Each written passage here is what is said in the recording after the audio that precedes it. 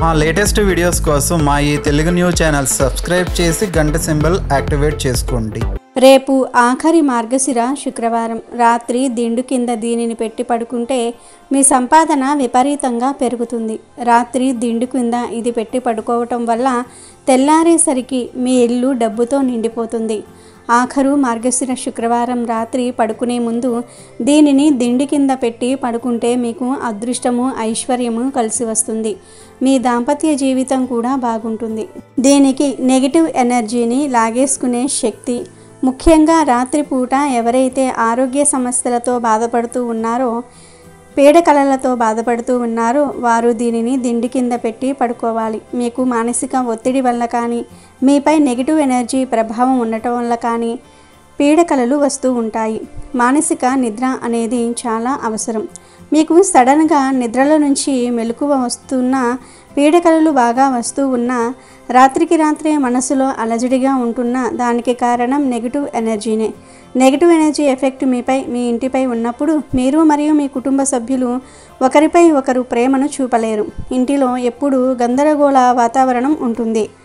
డబ్బు నష్టము, ఆరోగ్య సమస్యలు, ఇల్లు ఎంత చక్కబెట్టినా చిందరవందరగా ఉండటము, ఇవన్నీ కూడా మీ ఇంటిలో నెగిటివ్ ఎఫెక్ట్ని ఉండేలాగా చేస్తూ ఉంటాయి.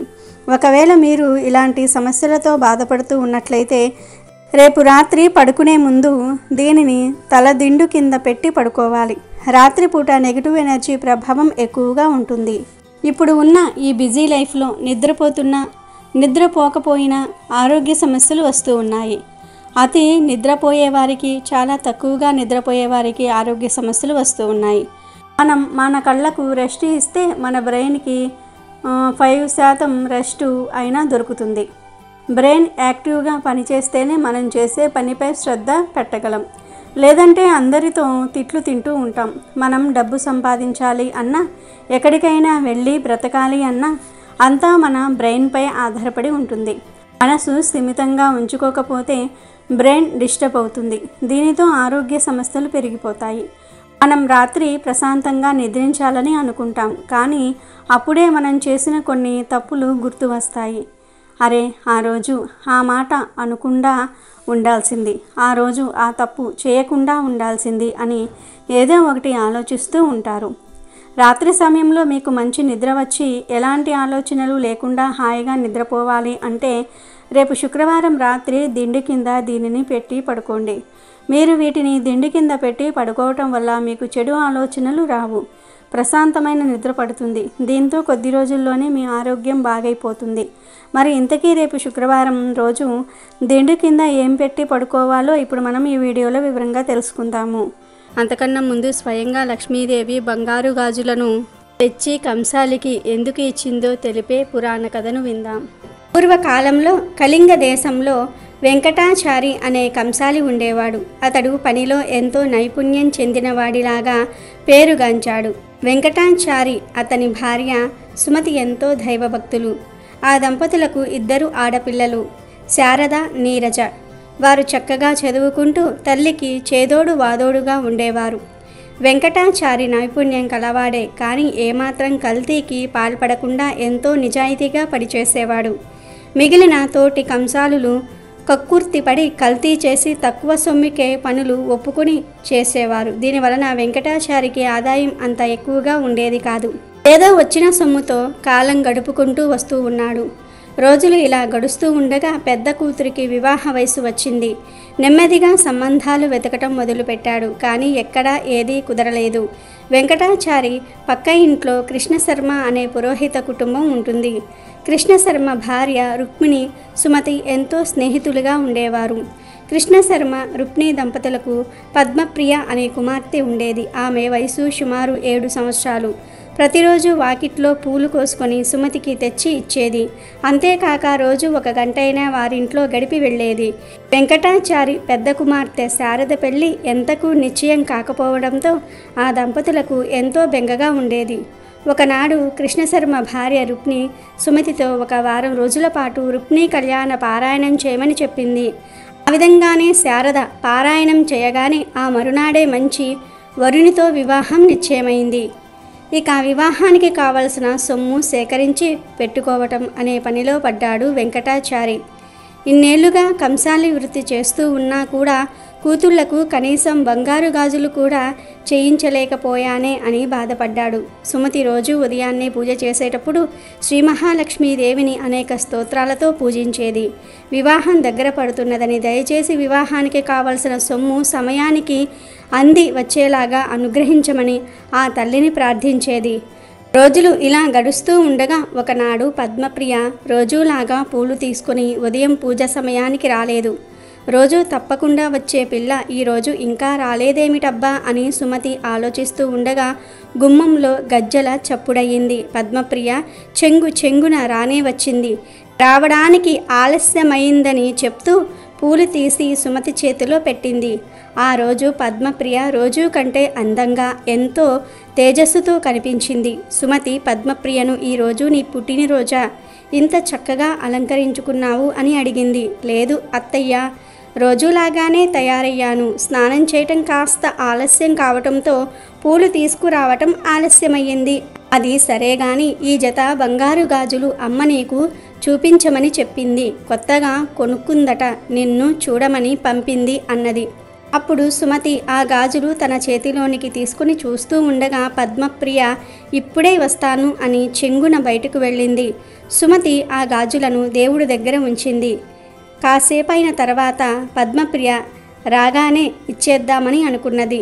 వంట ఇంట్లోకి నైవేద్యం తీసుకురావడానికి వెళ్ళి పాయసం పూర్తవ్వగానే తీసుకువచ్చి పూజగదిలో కూర్చుంటుంది. ఎదురుగా చూస్తే 2 జతల బంగారు గాజులు కనబడ్డాయి.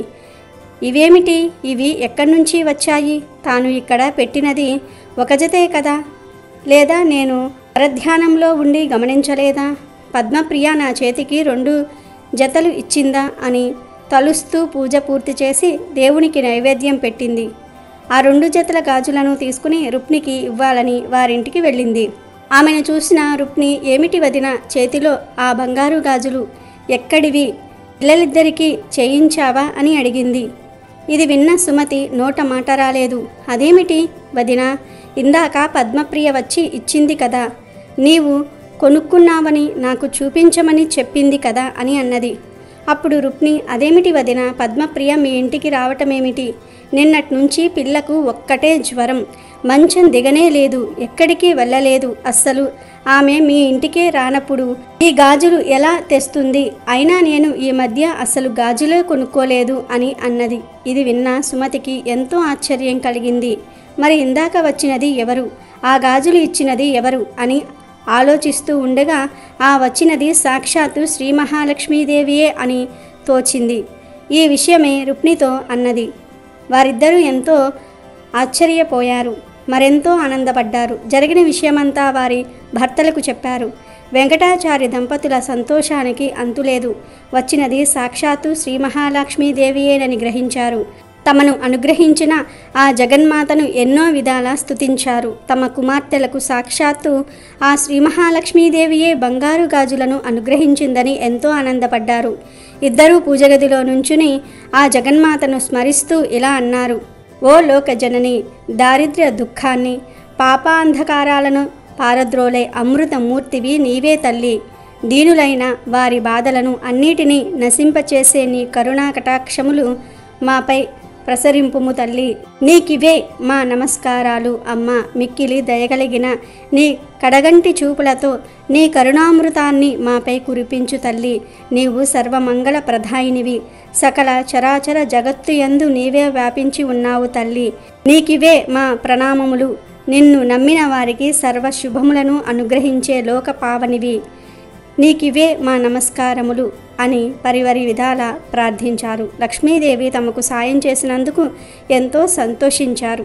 ఇక వీడియోలోకి వస్తే, రేపు మార్గశిర శుక్రవారం రాత్రి మీ పనులన్నీ కూడా పూర్తయిన తర్వాత కాళ్ళు చేతులు కడుక్కొని ఒక వైట్ పేపర్ తీసుకోండి. ఆ పేపర్లో 2 లవంగాలను వేయండి.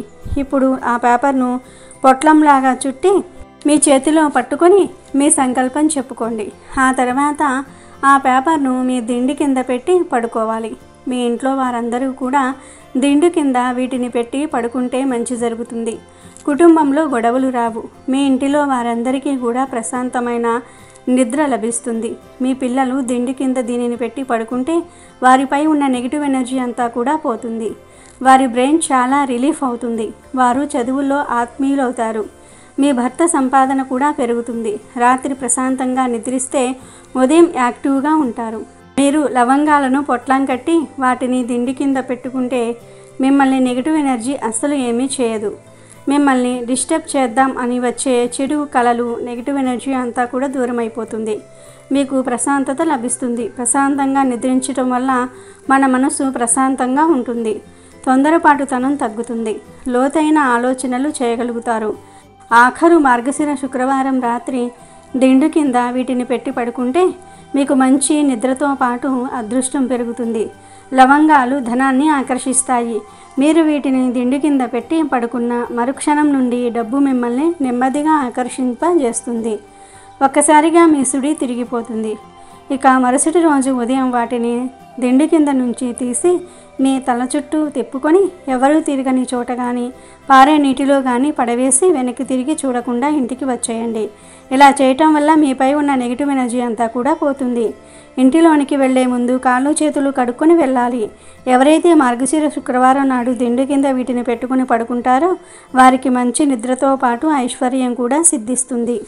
మరి ప్రతి ఒక్కరూ కూడా మార్గశిర శుక్రవారం రాత్రి దిండు కింద వీటిని పెట్టి నిద్రించండి. మీరు ఈ పరిహారం చేస్తున్నట్లు కానీ ఎవరికీ చెప్పకూడదు. అలా చెప్పటం వల్ల మీరు చేసిన పరిహారానికి ఫలితం దక్కదు. ఇంకా మీపై నెగిటివ్ ఎనర్జీ ఎఫెక్ట్ పెరుగుతుంది. కాబట్టి ఈ పరిహారాన్ని రహస్యంగా చేయండి. లక్ష్మీదేవి అనుగ్రహాన్ని పొంది ఆనందంగా జీవించండి. శుక్రవారం సాయంత్రం వివాహితులందరూ కూడా లక్ష్మీదేవిని విధి విధానాలతో ఆరాధించాలి. అంతేకాకుండా వైవాహిక జీవితంలో ఆనందం కోసం లక్ష్మీ పూజతో పాటు ఈ 5 పరిహారాలు పాటిస్తే మంచిదని అంటూ ఉన్నారు మన పెద్దలు. ఫలితంగా సంపద, ఆనందం, శ్రేయస్సు పెరుగుతాయని చెప్తూ ఉన్నారు. ఇక మొదటిగా మనలో చాలామంది నిద్రపోయే ముందు అన్ని లైట్లను ఆర్పేసి నిద్రపోతూ ఉంటారు. అంటే చీకట్లో నిద్రపోవటం అలవాటు. అయితే శుక్రవారం రాత్రి మాత్రం ఇలా చేయకూడదు. శుక్రవారం నాడు ఈశాన్య దిశలో నెయ్యితో దీపాన్ని వెలిగించండి. లేదా ఈ దిశలో లైట్లను ఆర్పకుండా వెలిగించే ఉంచండి. ఇలా చేయటం ద్వారా లక్ష్మీదేవి వచ్చేందుకు మార్గగమనం అవుతుంది. ఫలితంగా ఆమె తన వెంట ఇంట్లో సంపదను తీసుకొని వస్తుంది. ఇక రెండవ విషయం ఏమిటంటే ఆవును పూజించటం ద్వారా ఎన్నో ప్రయోజనాలు ఉన్నాయి. ముఖ్యంగా ఇంటికి వచ్చే ఆవులను సేవించటం వల్ల లక్ష్మీదేవి వారికి ప్రత్యేక ఆశీర్వాదాలు ఇస్తుందని మన పెద్దలు చెప్తూ ఉంటారు. ముఖ్యంగా శుక్రవారం నాడు ఆవులకు పచ్చని గడ్డి ఆహారంగా తినిపిస్తే మంచిదని నమ్ముతూ ఉన్నారు. ఇలా కాకుండా శుక్రవారం రోజు మీరు ఆహారం తీసుకునే ముందు నెయ్యి, బెల్లాన్ని కలిపిన ఆహారాన్ని ఆవుకు తినిపించండి. ఇలా చేయటం ద్వారా మీకు డబ్బు విషయంలో ఎలాంటి సమస్య ఉండదు. అంతేకాకుండా లక్ష్మీదేవి అనుగ్రహం కూడా పొందుతారు. ఇక మూడవ విషయం ఏమిటంటే లక్ష్మీదేవిని సంతృప్తి పరచాలంటే శుక్రవారం రాత్రి పడుకునే ముందు లక్ష్మీదేవి విగ్రహానికి లేదా ఫోటోకు మల్లెపూల సుగంధం లేదా మల్లెపూలను సమర్పించడం ద్వారా తల్లి అనుగ్రహం త్వరగా పొందవచ్చు. ఫలితంగా డబ్బుకు మీ ఇంట్లో కొరతే ఉండదు. వైవాహిక జీవితంలో ఇబ్బందులు ఉంటే లక్ష్మీదేవికి గులాబీ సుగంధాన్ని లేదా గులాబీ పూలను సమర్పించాలి. ఫలితంగా వారి దాంపత్య జీవితంలో సుఖంగా ఉంటారు. ప్రతికూలతలు దూరం అవ్వాలంటే శుక్రవారం సాయంత్రం లక్ష్మీదేవికి హారతి ఇచ్చి ఆమెకు 5 దీపాలను వెలిగించాలి. దీన్నే పంచముఖి దీపం అని అంటారు. ఈ విధంగా చేయటం ద్వారా ఇంట్లో ప్రతికూలత దూరమై సానుకూల శక్తి పెరుగుతుంది. అంతేకాకుండా జీవితంలో సంపదతో పాటు డబ్బు పెరుగుతుంది.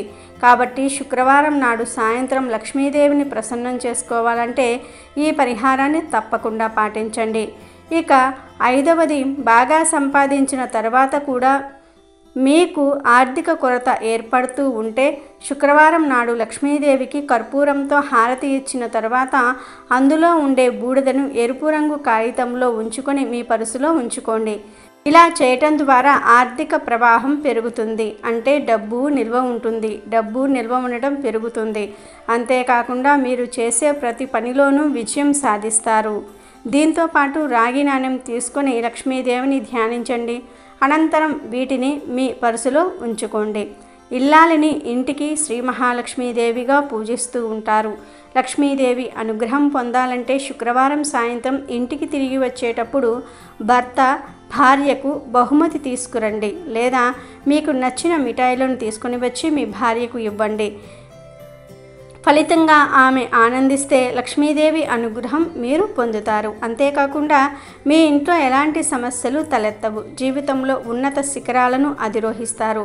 ముఖ్యంగా శుక్రవారం రోజు లక్ష్మీదేవికి ఎంతో ఇష్టమైనటువంటి స్వీట్లను, కలకండ ఇలాంటి స్వీట్లను తీసుకుని వచ్చి భార్యకు ఇస్తే ఆమె సంతోషిస్తుంది. ఆమె సంతోషిస్తే లక్ష్మీదేవి అనుగ్రహం మీకు మెండుగా కలుగుతుందని మన పెద్దలు చెప్తూ ఉన్నారు. కాబట్టి విన్నారుగా, మీరు కూడా ఈ చిన్న చిన్న నియమాలను శుక్రవారం రోజు పాటించి లక్ష్మీదేవి యొక్క అనుగ్రహాన్ని పూర్తిగా పొందండి. కుటుంబంతో సుఖ సంతోషాలతో జీవించండి. అమెజాన్లో బెస్ట్ డిస్కౌంట్స్ కోసం వీడియో డిస్క్రిప్షన్లో లింకు ఉంది, చూడండి. అలాగే మా టెలిగ్రామ్ ఛానల్ సబ్స్క్రైబ్ చేసుకోండి.